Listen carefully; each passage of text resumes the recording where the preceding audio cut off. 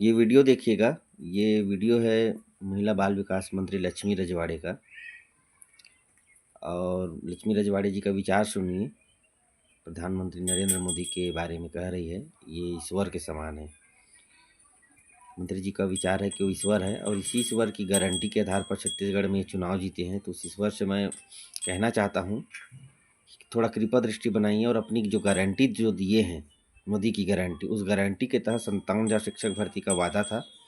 बड़ी उम्मीद थी कि 1 नवंबर को कुछ घोषणा करेंगे, 1 नवंबर को अपनी गारंटी के विषय में बोलेंगे, कहेंगे, उस गारंटी पर बात करेंगे। लेकिन दुर्भाग्य है कि प्रधानमंत्री जी ने ऐसा कुछ कहा नहीं और ऐसा कुछ बोला भी नहीं है।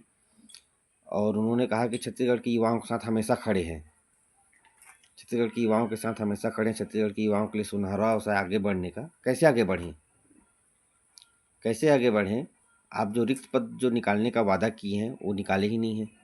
1 लाख पदों पर शासकीय भर्ती का वादा किया था, आपकी गारंटी में है, जिस गारंटी के नाम से आपको लोगों ने वोट दिया है। छत्तीसगढ़ में ऐसा कोई नेता नहीं था जिसके दमखम में कोई छत्तीसगढ़ के निवासी उनको वोट दे सके और उनके कहने पर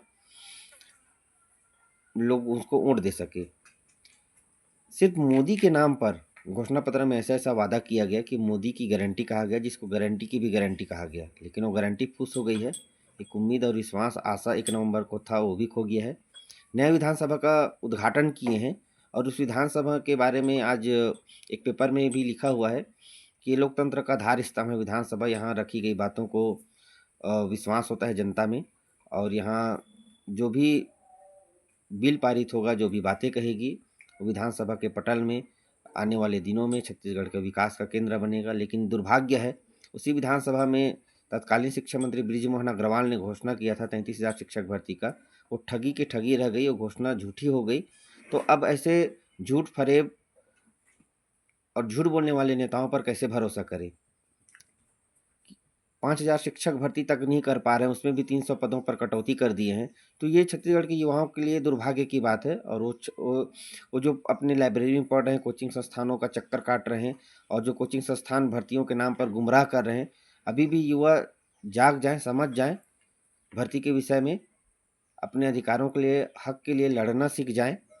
अभी भी कोचिंग वाले जो है बच्चों को गुमराह कर रहे हैं। जब उनके कोचिंग संस्थान बंद होने लगे, 2 साल से भर्ती आई नहीं, तब उनको होश आया कि हाँ, अब युवाओं के लिए जागने का समय है, युवाओं को अब उनकी आवाज़ों को रखने का समय है। वही 2 साल तक आंदोलन होता रहा, कोई कोचिंग संस्थान बच्चों को ना भेजा आंदोलन में, ना सहयोग किया, ना वो खुद पहुँचे। 1-2 लोगों को छोड़ दिया जाए तो 1-2 लोगों को, 1-2 कोचिंग संस्थानों को छोड़ दिया जाए तो बाकी कोचिंग संस्थानों का कहीं किसी प्रकार का कोई सहयोग नहीं रहा।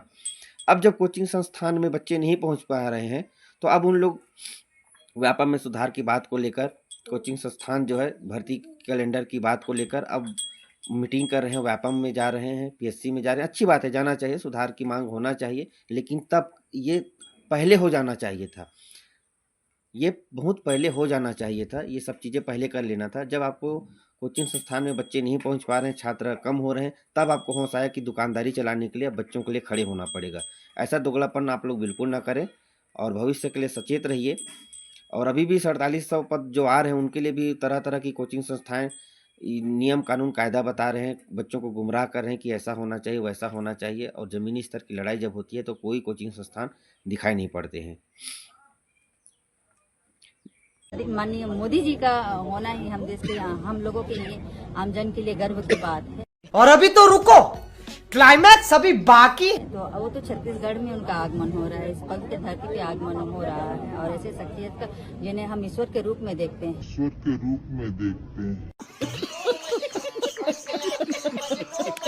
तो सौगात मिल ही रही है। और आने वाले जब माननीय मोदी जी आएंगे 1 तारीख को, तो और भी अधिक सौगात मिलेगी।